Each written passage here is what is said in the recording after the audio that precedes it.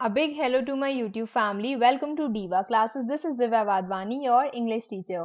Today we'll be studying the paper analysis of 2023 examination for class 12 ISC. And हम लोग ने अभी तक बहुत सारे वीडियोस बनाए हैं of composition, comprehension, proposal writing. आपको उसमें क्या करना है, क्या नहीं करना है. तो this is a one short video जो आपके प्री बोर्ड्स में और आपके बोर्ड्स में आपको बहुत हेल्प करेगा. You can even share it with your juniors. जो आपके प्यारे प्यारे जूनियर्स हैं उनको भी शेयर कर सकते हो. तो सबसे पहले हम लोग पढ़ते हैं कॉम्पोजिशन के बारे में. ठीक है, क्योंकि पेपर एनालिसिस में ये जो फॉर्मेट है इंग्लिश लैंग्वेज का, ये बहुत रेयर केसेस में ही चेंज होता है as compare to your other subjects. तो वही सेम पैटर्न था ऑफ 20 मार्क्स. ठीक है, तो नाउ वी विल स्टडी कि what are the things in this जो आपको करनी चाहिए, जो आपको नहीं करनी चाहिए. The first one is given is the descriptive एसे.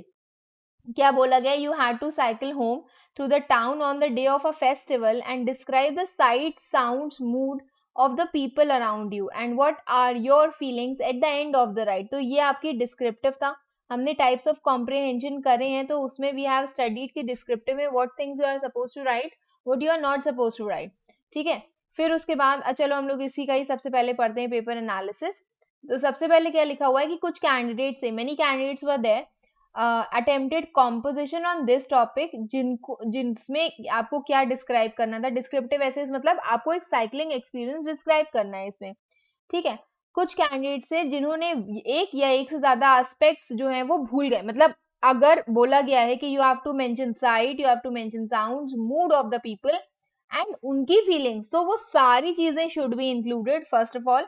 फिर कुछ कैंडिडेट्स से जिन्होंने टू मच फोकस डाल दिया on cycle and the festival कि वो neglected the fact that the ride took place through the town. जिन्होंने मतलब आप फेस्टिवल के बाहर से लेकर के जहां आप मूव कर रहे हो वो पूरा जो जनरल डिस्क्रिप्शन था वो सब गायब हो गया. The description of sights and sounds were generally good, but people's mood and candidates' personal feelings were often overlooked. ये चीजें मतलब बहुत ज्यादा एवरेज गोइंग रही थी कि साउंड्स अच्छे थे, साइड्स अच्छे थे, बट पीपल कैसा फील कर रहे थे, व्हाट यू वर फीलिंग, ये चीजें बहुत ही नाइसली डिस्क्राइब नहीं हुई थी. Okay, then some candidates wrote about a general festival day without involving themselves, while others provided flashback accounts which may not have been age appropriate. जो आपके as से related नहीं था वो सारी चीजें उन्होंने उसमें लिखी थी. फ्लैशबैक की मतलब अभी मैं यहाँ नहीं हूँ, मैं था एक जमाने में वहां पे घूमने गया था. ओवरऑल कुछ कैंडिडेट्स ने ये टॉपिक को अटेम्प्ट किया था. Those who paid attention to the key points had the opportunity, उनको मतलब दे स्कोर्ड वेल. और कुछ कैंडिडेट्स ने फेस्टिवल के कॉन्सेप्ट को मिसअंडरस्टूड करके और कुछ ऐसे भी टॉपिक्स उसमें लिख दिए जो अनरिलेटेड थे. Okay, then moving towards second question in this. ये सबसे पहला था डिस्क्रिप्टिव. तो इवेंचुअली डिस्क्रिप्टिव में आपको ये सारे के सारे पॉइंट्स जो हैं उसको इक्वल वेटेज देके डिस्क्राइब करना होता है. फिर बोला गया है कि life is a series of choices that we make every day. You have to narrate an incident, you had to make a difficult choice. तो ये कौन सा है? When there is narration. तो यहाँ पर देखो डिस्क्रिप्टिव में you are simply putting some sort of description, जो चीज हमसे पूछी गई हम उसको उनके ऊपर फोकस कर रहे हैं. नरेशन या नरेटिव एसेज में आप खुद के ऊपर अपने बारे में वो चीजें बताते हो, और इंसिडेंट जो होते हैं वो सीक्वेंस वाइज होते हैं कि ये हुआ, फिर ये हुआ, फिर इसके बाद ये हुआ. तो ये सारी चीजें आपके नरेशन वाले पार्ट में आती हैं. ओके, तो now we will move towards analysis of this. तो एनालिसिस जो है वो इसका ये कहता है, where it is, the topic required the candidates to write a first person narrative, जिसमें एक इंसिडेंट आप डिस्क्राइब करोगे जहां पर उनको एक डिफिकल्ट चॉइस करनी पड़ी and emphasize a positive impact of this. ठीक है, मतलब first person in the sense कि वो आई वाला सिस्टम होगा इसमें, आई एंड मी वाला. However most of the candidates fail to narrate single incident and instead कुछ उन्होंने जनरल एसेज अबाउट दुनिया भर की चीजें, जिंदगी, लाइफ, कुछ चॉइसेस दे एनकाउंटर, तो वो सारी चीजें उन्होंने लिख दी. आपको एक चीज पूछी गई है, you have made a difficult choice means single difficult choice. They often neglected to mention the positive impact resulting from the change, और उससे जो एक अच्छी चीज हुई आपकी लाइफ में, that they have forgotten to describe. कुछ एसेज जो थे वो एज अप्रोप्रिएट नहीं थे, एक्सपीरियंसेस इन जॉब मार्केट जो आपको ऑब्वियसली नहीं लिखनी है। ये जितने भी पांचों तरीके के एसेज हैं, आप that should be written in as appropriate. अगर आप 12 के हो तो 12 से पहले का जो भी एनकाउंटर्स है वो बताओगे, बट 12 के बाद वाले ग्रेजुएशन, कॉलेज में ये हुआ है, पोस्ट ग्रेजुएशन, जॉब, ये सब चीजें नहीं बतानी है, ठीक है। Reflecting on years of professional success, many candidates mistakenly wrote about a series of choices instead of focusing on one decision. तो ये भी आपको नहीं करना है। Some candidates wrote about others making the choice instead of their own experience. दूसरों का choices बताने लगे अपनी कहानी के बजाय, तो ये भी narration में नहीं आता है। और कुछ candidates जो they furthermore made errors on elaborating कि वो कैसे सक्सेसफुल प्रोफेशनल्स बने हैप्पी फैमिलीज के साथ, तो ऑब्वियसली वो उनके एज ग्रुप के साथ नहीं मैच करता है in terms of linguistic ability. और कई सारे स्टूडेंट्स ने बहुत ही पुअर स्किल्स शो की इन the sense, in terms of grammar, in terms of vocabulary, वो सारी चीजें बहुत ही ज्यादा अच्छी नहीं थी, ठीक है। तो ये सब चीजें नरेशन में एक्चुअली क्या होता है ना कि बहुत सिंपलिस्टिक वे में चला जाता है, आप उसमें कोई अच्छी सी वोकैबुलरी नहीं यूज कर सकते हो कुछ चीजों को डिस्क्राइब करने के लिए, तो वो चीजें जब लाइन बाय लाइन चली जाती है तो एग्जामिनर भी बहुत ज्यादा उससे मतलब इंटरेस्टिंग नहीं साउंड करता है आपका ऐसे at that time. Then third one is your argumentative, जो आपसे ये कहता है a college degree is needed to succeed in life, ठीक है। थ्री इडियट्स का एग्जाम्पल आप ले सकते हो इसमें। तो argue, you have to argue for और अगेंस्ट दिस टॉपिक, तो ये कौन सा है, ये आर्ग्यूमेंटेटिव ऐसे है जिसमें यू हैव टू टेल कि इधर फॉर की कॉलेज डिग्री चाहिए होती है टू बी सक्सेसफुल और not according to your own view. अब थर्ड वाला पार्ट इसमें क्या कहता है, candidates were expected to take a clear and definite decision, ये हमने आपको पहले भी बताया था कि दिस इज वेरी मतलब एग्जैक्ट थिंग कि आपको हर चीज के एडवांटेजेस डिसएडवांटेजेस नहीं बताने, whether it will a good side whether it will be a bad side, but this is completely your choice, you are not suppose to sit on a fence. कुछ candidates से they failed to do, instead presented arguments from both sides without taking a firm decision, ठीक है। those who did take a stand struggle to provide proper reason, अगर आप एक side पर टिक भी रहे हो तो you are supposed to tell कि आपको किस तरफ जाना है, whether college degree is a good thing or it is not a good thing to be successful in life। फिर they frequently mentioned examples of successful individuals जैसे कि Sachin Tendulkar, Virat Kohli, mark Zuckerberg, who achieved success without college degrees but failed to effectively justify their stances। उन्होंने इसके example दिए but उस चीज को वो इलेबोरेट नहीं कर पाए, उनके जो कॉम्पोजिशन थे they become discursive rather than argumentative due to lack of clear standing, मतलब इन द सेंस कि बहुत सारी चीजें जब आप उसी में घुमा घुमा करके मेंशन कर देते हो वो डिस्कर्सिव बन जाता है, ठीक है। फिर in some cases candidates attempted to contradict their initial stand और फिर वापस वो ओरिजिनल पोजीशन पे, एक तरफ वो कह रहे हैं कि कॉलेज डिग्री नहीं चाहिए, यहाँ से उन्होंने शुरू किया, फिर वापस वो घूम करके बोले कि हाँ लेकिन वो चाहिए होती है सक्सेसफुल होने के लिए, फिर वापस यहीं पर ही पहुंच गए। तो that is was confusing making it difficult कि अंडरस्टैंड करना कि उनका फाइनल पॉइंट क्या था। कॉन्सिक्वेंटली स्टूडेंट जो है they have lost marks because of the following reasons. अब ये समझ लो कि क्या चीज पर आपको फोकस करना है। Writing about both sides of the topic, not to be done. Then failing to take a clear stand, you should not do this. Providing inadequate examples to support your stand by five examples, so you are supposed to take. Providing four, not providing four proper examples, ठीक है। अब देखो इसी का हिसाब समझो कि 5 marks का है तो इंट्रोडक्टरी लेकर के उसके अलावा यू हैव मतलब 4 पॉइंट्स अगर हम कंसिडर करते हैं तो 5 मार्क्स ईच कंसिडर कर लो इसको, ठीक है। For example so you whenever you are writing something, तो आपके जो इलिस्ट्रेशन आर्ग्यूमेंट प्लस एग्जाम्पल करके आपको कम से कम उसके 4-5 एग्जाम्पल्स देने हैं, ये मिनिमम होते हैं 4, इतना समझो। अगर मान लो कि एक कंसिडर नहीं भी होता है आपका तो कम से कम आपके पास अदर 4 होने चाहिए, ओके। देन मूविंग टूवर्ड्स, ये मेरा आर्ग्यूमेंटेटिव हो गया जो हमसे इतने ज्यादा दुख दर्द बांट रहा है कि भाई ये चीजें करो वो चीजें करो। उसके बाद आता है humour. Now this is your expository, a one word essay जिसमें आप बहुत सारी चीजें मेंशन कर सकते हो। स्टोरी मेंशन कर सकते हो, अपनी पूरी एक मतलब कहानी अपनी खुद की बता सकते हो, नैरेटिव हो सकता है, एनी फॉर्म ये हो सकता है, ठीक है। तो अब हम लोग इसका ही पढ़ेंगे कि क्या what things are to be done, what things are not to be done.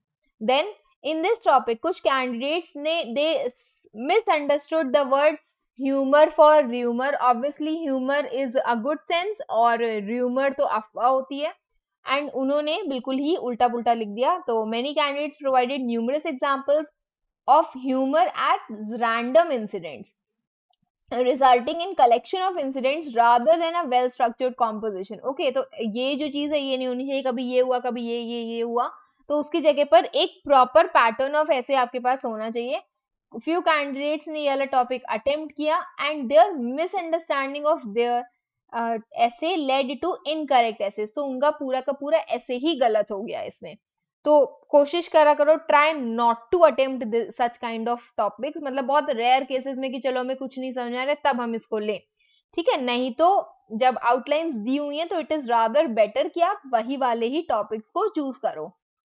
अब आता है next one, the fifth one says one can not always gate what one wants and sometimes it is for the best, so this is your reflective kind of essay कि ये आपके मन की बातों को बताता है, रिफ्लेक्शन आप इसमें देते हैं, present your reflections on the topic. अब in this what you are suppose to do is मतलब इसमें आपको स्टोरी नहीं लिखनी है, ठीक है। द फर्स्ट थिंग कि आपको इसमें स्टोरी नहीं लिखनी है, आप एक इंसिडेंट अपनी लाइफ का इसमें मेंशन कर सकते हो, but story you will not write in this kind of topic. Now we will move towards the part of this जिसमें हम लोग को इसके बारे में पढ़ना है कि ये टॉपिक क्या कहता है आपसे। तो क्या बोला गया है कि ये जो टॉपिक है it require to explore two aspects, one can not always get what one wants पहली चीज, and something sometimes it is for the best, ये दोनों चीजें होनी चाहिए। ये जो टॉपिक था दिस वाज मोस्ट पॉपुलर, कई कैंडिडेट्स जो हैं they were struggling to convey their ideas, उनको टॉपिक तो समझ में आ गया था but they were not able to understand कि उनको क्या करना है। कुछ some of them wrote about things they want and while others focused on not getting what they want, ठीक है। कुछ ने फोकस किया कि some things जो उनको चाहिए, कुछ ने फोकस किया on not getting कि उनको नहीं मिल रहा था जो उन्हें चाहिए, and often centering around mobile phones as a common theme कि उनको फोन नहीं मिल रहा है। फिर second part of the question was often ignored. Additionally कुछ कैंडिडेट्स हैं जिन्होंने स्टोरीज लिख दी of providing examples to support their views including life stories और stories about others. Despite these challenges कई सारे इंटरेस्टिंग एसेज भी थे एंड कैंडिडेट्स ने वाला टॉपिक मतलब अच्छे से अटेम्प्ट किया था। ओके, तो this was your reflective. Now we will move towards the last part, the least attempted, मतलब पता नहीं बड़ा अजीब लगता है मुझे ये स्टोरी वाला।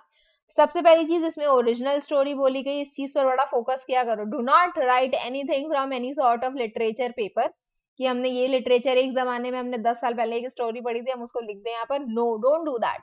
My mother stopped suddenly at the doorway and started stared in amazement, हैरानी से वो देखने लगी। ओके, सबसे पहली चीज ऑब्वियसली यहीं से शुरू होनी है, तो ये यहीं से ही शुरू होगी, सेम लाइन से ही it has to be started.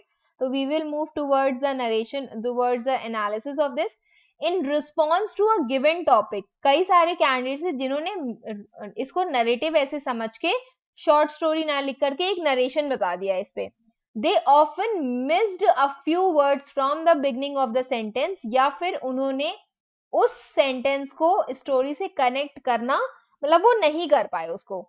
ये जो स्टोरी है it lacked the essential element, जैसे कि प्लॉट होता है कि स्टोरी में एक्चुअली हुआ क्या, the sequence of events that are happening is known as plot.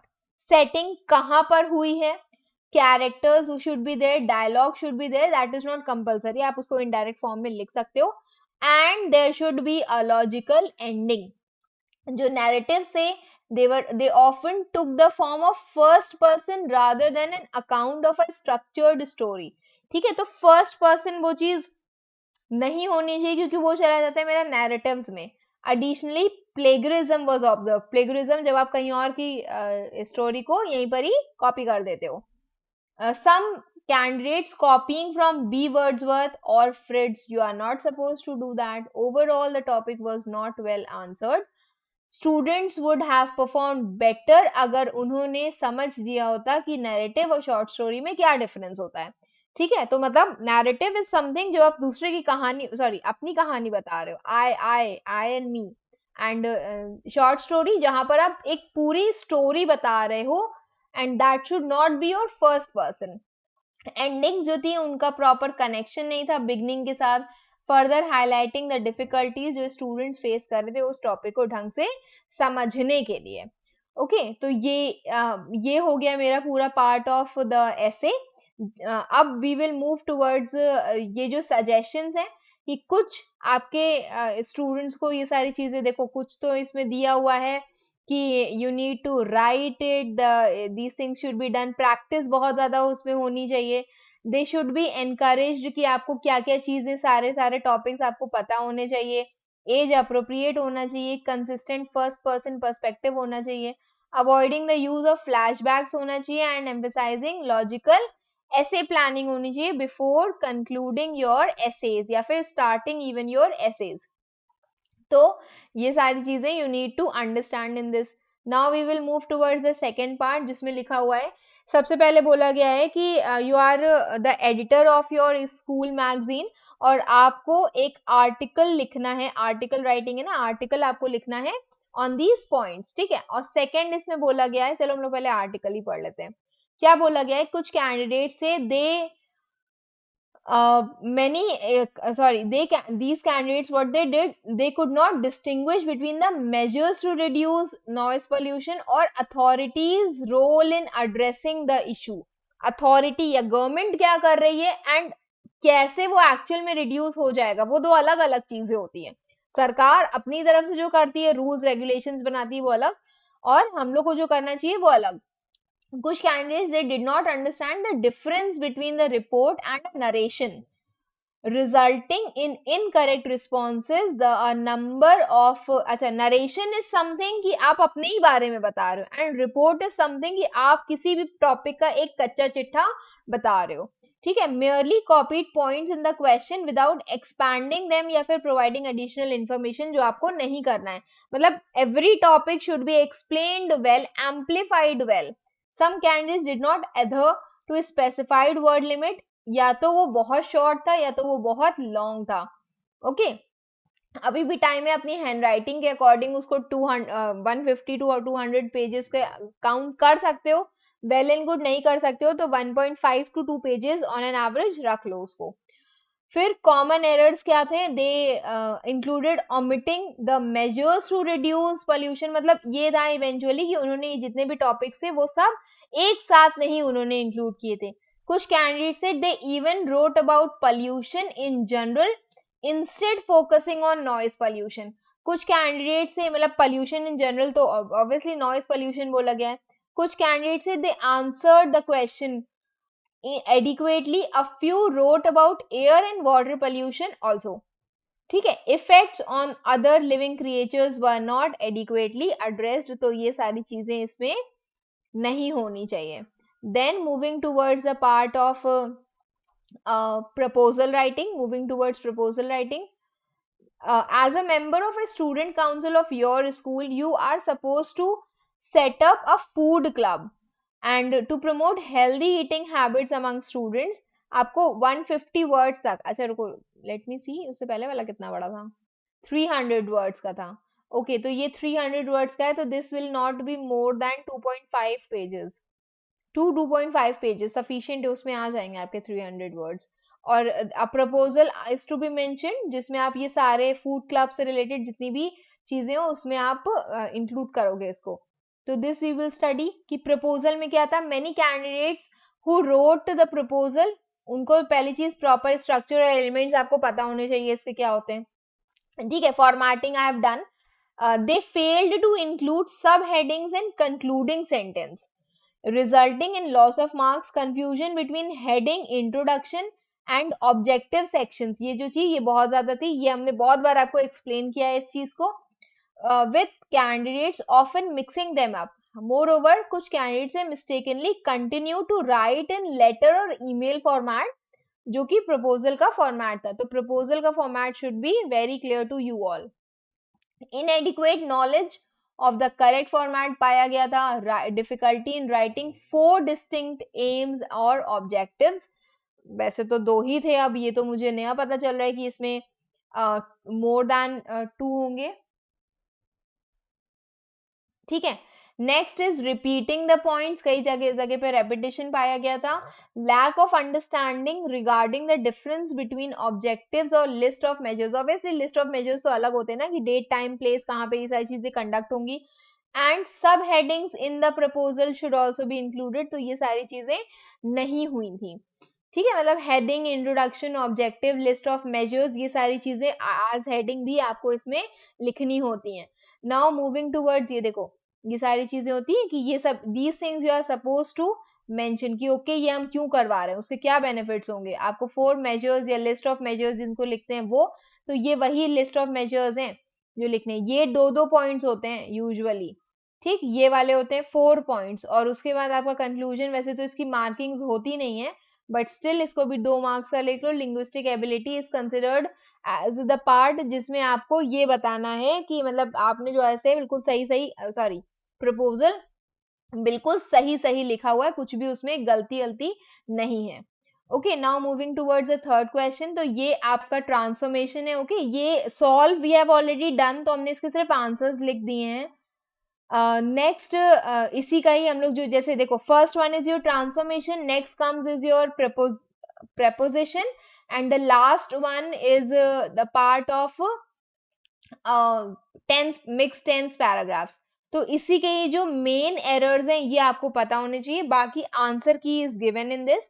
तो सबसे पहला इसमें है कमेंट्स ऑन एग्जामिनर्स, जो सबसे पहला आता है, that is your part of transformation. Okay, तो क्या लिखा हुआ है इसमें, कुछ candidates they were struggling to work on punctuation and grammar, very important. They often failed to use capital letters, commas, full stops correctly. कुछ specific errors जो थे, they were missing commas and full stops, failing to follow the rules of direct, indirect and transformation in the last sentence. Spelling errors जो थे वो पाए गए थे, and overall मतलब candidates were able, कुछ ही candidates थे जो इसको बहुत ही correctly कर पाए थे, ठीक है। तो ये जो मेन टॉपिक्स हैं, एक्टिव पैसिव हो गया, डायरेक्ट इनडायरेक्ट हो गया, एंड डिग्रीज ऑफ कंपैरिजन हो गया, ये सारी चीज। डिग्रीज ऑफ कंपैरिजन का एक ट्रांसफॉर्मेशन का वीडियो आई हैव डन, ठीक है, तो वो आप करोगे, वो एकदम सेम चीजें बस आती हैं, बस उसका जो सेंटेंस है वो चेंज कर दिया जाएगा। वेरी फ्यू है तो कैसे स्टार्ट होगा, नो सॉरी नो अदर है तो कैसे स्टार्ट होगा, ये सारी चीजें वी हैव डन। तो ये you are suppose to study. Second point इसमें दिया गया है कि कुछ कैंडिडेट थे जिन्होंने मतलब ये वाला कौन सा था, ये आपका प्रेपोजिशन का पार्ट है। तो प्रेपोजिशन में क्या लिखा हुआ है, many candidates have written 2 or 3 options indicating, जो आपको नहीं करना है, that they were unsure about the correct, कुछ कैंडिडेट्स से were able to answer the question each correctly. Additionally, the use of phrasal verbs were not clear to a significant number of candidates, मतलब phrasal verbs आपको बहुत work करना है उस पे। Most of the candidates had a hit and miss approach, suggesting उनके जो responses थे वो inconsistent या फिर unreliable थे। सपोज करो कि उन्होंने एक आंसर लिखा है 2, इसको काट के उन्होंने क्या किया, उन्होंने इन लिख दिया यहाँ पर, ठीक है। तो ये this is your hit and miss approach, कि बहुत ही ज्यादा पास में पहुंच के भी आपने गलत कर दिया हो। Next one, the last one is your जो टेंस पैराग्राफ होता है, वैसे तो ये बहुत स्कोरिंग होता है। There were number of errors जो कैंडिडेट्स ने किए थे इसमें, इनकरेक्ट नंबरिंग ऑफ ब्लैंक्स, क्योंकि पता है यूजुअली क्या होता है, ये इंग्लिश लैंग्वेज आपका पहला पहला पेपर होता है, तो बच्चा ऑलरेडी बहुत डरा हुआ होता है, ठीक है, फिर उसके बाद ये बेसिक गलतियां होना इज लाजमी। Writing 2 options instead of selecting a single answer, ये भी आपको नहीं करना है। 1 आंसर लिखो, ओब्लिक करके 2 लिखने की जरूरत नहीं है, मार्क्स नहीं मिलते हैं। Errors in subject verb agreement हो गया, overlooking the tense structure of the paragraph and providing answers based on a single sentence, spelling errors थे वहां पर with specific examples, emptied, stop, drummed, तो ये सारी चीजों के स्पेलिंग एरर्स भी हुए हैं इस पे। The errors consisted both grammatical and spelling mistakes, indicating lack of attention to detail, और अंडरस्टैंडिंग जो लैंग्वेज रूल्स की अंडरस्टैंडिंग है वो भी नहीं होनी, मतलब वो भी नहीं थी। तो these are the answer keys to it, ठीक है। ये वाला part I will send, the whole of this PDF I will send you on Telegram. तो चीजों को समझ लो कि क्या होता है। अब ये comprehension part is the one जो आपको 15 मिनट पूरा यूटिलाइज करके कम से कम 2 बार पढ़ना होता है, ओके, सो दैट आपको question as well as answer पता चल जाए। तो सबसे पहले हम लोग इसमें लिखते हैं कि आपको ये वर्ड, ये मीनिंग दी हुई है आपको, ओके, और आपको क्या करना है, इसका जो है वर्ड ढूंढना है। Then next is to make sentences. I guess इस बार तो शायद वो मेक सेंटेंसेस वाला पार्ट तुम लोग का सही हो गया था। Unchanged in form but in different meaning होना चाहिए। तो ये वाला शायद तुम लोग का अब सही हो गया अभी वाले फॉर्मेट में, आई हैव फॉरगॉटन दैट। फिर आते हैं आपके क्वेश्चन आंसर्स जो very importantly in your own words होने चाहिए। एंड सबसे last is summarise your part. ये आपका मोस्ट इंपॉर्टेंट पार्ट है जिसमें तुम लोग भर भर के मिस्टेक्स करते हो, okay. This is known as to do भर भर के मिस्टेक्स। द फर्स्ट वन, सबसे पहला आता है वो वर्ड मीनिंग्स वाला हिस्सा। तो मीनिंग के लिए क्या लिखा हुआ है इसमें, that most candidates made errors and were unable to score full marks on this question. A few candidates wrote 2-3 options, उनको they failed to locate the word perilous and wrote furious instead, ठीक है। तो मतलब ये कुछ basic सी mistakes थी जो हुई थी, ये वर्ड मीनिंग वाला हिस्सा है। फिर दूसरा आता है मेक सेंटेंसेस। अब मेक सेंटेंसेस के लिए पढ़ो क्या लिखा हुआ है, that some candidates did not pay attention to the instructions जो बोले गए थे क्वेश्चन पेपर में, उन्होंने सेम मीनिंग वाले सेंटेंसेस लिख दिए that were passage that were change the form of the words while making sentences, और कहीं कहीं पर जो वर्ड्स है वो ग्रामेटिकली करेक्ट भी नहीं थे। देन नेक्स्ट वन, अब ये आपका क्वेश्चन आंसर वाला हिस्सा है। तो क्वेश्चन आंसर्स में बस इतना समझा करो कि it should be in your own words, okay. Larger portion का नहीं होना चाहिए, you are not suppose to copy a large portion from the passage. फिर the answer, the verbatim from the passage did not answer both parts of the question। ये चीजें बहुत important है कि अगर आप क्वेश्चन देख रहे हो तो दोनों के हिस्से देखो क्वेश्चंस में।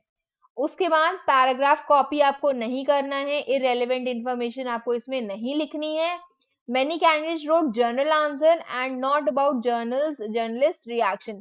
तो ये सारी चीजें आपको इसमें फोकस करनी होंगी। अब आता है आपका प्रेसी, सबसे खतरनाक पार्ट ऑफ योर कॉम्प्रिहेंशन, और I should say your part of English language paper. Candidates जो थे they were required to answer in grid form. हमने ये आपको कॉम्प्रिहेंशन जितनी बार सॉल्व किया, मैं आपको ग्रिड बना करके दिखाया कि how it is suppose to be made, ठीक है। 100 वर्ड्स का जब ये होता है, डिस्पाइट द स्टेटिंग कि आपको 4 पैराग्राफ नंबर से 11 नंबर तक, देखो यहाँ पर देखो पैराग्राफ्स ये दिए हुए हैं, 8 हो गया, 9 हो गया, 10 हो गया, ये 11 हो गया। तो सी दीज पैराग्राफ्स, और आपको बोला गया है कि आपको 4 से 8 पैराग्राफ तक का ही पार्ट ढूंढना है, उससे ऊपर से हमें कोई मतलब नहीं, लास्ट से हमें कोई मतलब नहीं। कई कैंडिडेट्स ने पूरे पैसेज से पॉइंट लिख दिए that were obviously irrelevant. Many candidates fail to write in a grid. आपको 5:20 की ग्रिड बनानी होती है so that you can get into the answer। मतलब आपको समझ में आ जाए कि भाई ये 100 वर्ड्स का मेरा है। Few candidates write the precis in the grid, but उनकी जो वर्ड लिमिट थी वो ही बाहर चली गई थी। तो ये सारी चीजों से you are supposed to अब work on it. Suggestion for teachers, या फिर अब अपने लिए इसको डायरेक्टली समझ लो। मेरे ख्याल से सेंटेंसेस वाला पार्ट तो तुम लोग में से हट गया है, ओके। तो a few things you are suppose to write it is emphasise the significance of carefully reading and understanding कि कीवर्ड्स क्वेश्चन में क्या है, क्या पूछा गया है आपसे। Student should be encouraged to be specific in their answers and include relevant details to provide comprehensive response, कि आपको ये समझना चाहिए क्या क्या चीजें हो जो उसमें दिए, क्या हमें लिखना है। फिर प्रैक्टिस होनी चाहिए। अब वेदर यू डू और you don't do this I don't know. Ask students to write summaries in a grid form. उनको वर्ड लिमिट, एक वर्ड, 1 वर्ड पर बॉक्स होना चाहिए, ठीक है। Strictly adhere to the word limit होना चाहिए। 100 बोला है, 99 से 101 इज ओके, 98 से 102 इज ऑल्सो ओके, बट उसके far it is not okay. Clear instructions होने चाहिए कि हाईलाइटिंग द स्पेसिफिक पैराग्राफ जिनसे उनको वर्क करना है। ओके, तो दिस इज, और उसके बाद यही उसका पूरा का पूरा जो सॉल्यूशन है वो भी दिया हुआ है। तो दीज, और उसमें लास्ट में इनके की पॉइंट्स भी दिए हुए हैं। हाँ देखो, समरी स्पेशल, मतलब इसके अकॉर्डिंग आपकी मार्किंग होगी। स्पेशल इंस्ट्रक्शंस के अकॉर्डिंग होनी चाहिए। Minimum of 8 points should be there, जो आपके इसमें होने चाहिए पैराग्राफ में, जो आपका ग्रिड बनेगी उसमें 8 पॉइंट्स आपके होने चाहिए। फिर नेक्स्ट, लिंग्विस्टिक एबिलिटी, कि कैंडिडेट कितना नाइसली उस अपने कंटेंट को एक्सप्रेस कर रहा है, उन तीनों चीजों के बेसिस पर आपको मार्क्स मिलते हैं इसमें। ओके, तो this is all for today. अब कुछ जनरल कमेंट्स समझ लो कि क्या क्या चीजें थी जो उनको डिफिकल्ट लगी थी। मतलब ओवरऑल ये सारी चीजें ही उनको डिफिकल्ट लगी थी। हाँ, कुछ सजेशंस हैं जो अभी से आप इम्प्लीमेंट करोगे तो it would rather be better for you all. Practice papers solve करो, it will be good enough. You are supposed to have books or newspapers की regular reading, classics, newspapers, periodicals, अगर कुछ भी पढ़ते हो इसमें से तो पढ़ लो उसको। Class discussions, debates, say I can't do anything with it. Practice writing essays and reviews consistently throughout the year, जो 2 महीने में आप अगर कर सकते हो in case। फिर 2 महीना भी नहीं है, इवन 1 month you have, क्योंकि फरवरी 12 से तो पेपर ही है। Listen to the English news and actively engage in English conversations. Okay, this you are supposed to do. If you are not doing it, talk to me. I will talk to you back. Regularly practice grammar exercises, very important. Consistently practice grammar and composition. You are supposed to utilize your reading time wisely. इसीलिए कहते हैं कि comprehension इसमें पढ़ लो, 2 बार 3 बार पढ़ लो उसको, कि आप उसके बाद उस चीज का एक कंक्लूजन ड्रॉ कर सको उस चीज पर। thoroughly read and understand, जितने भी क्वेश्चंस है उसके इंस्ट्रक्शंस हैं।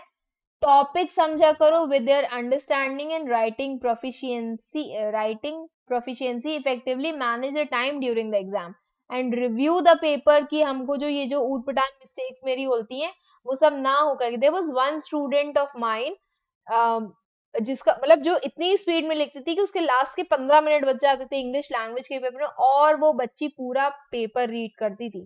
ठीक है, तो मतलब ये चीजें होती हैं। Like I was not even when I was a child, मैं भी ये सब चीजें नहीं कर पाती थी, बट उसको देख करके लगता है कि हाँ, these things are even possible in English language exam. Tell me if you are also suppose to spare such time. आपका भी अगर पेपर टाइम बच जाता है तो you people are very sincere कि आप उस चीज पर वर्क कर रहे हो। Okay, best wishes for your exam, keep studying, thank you.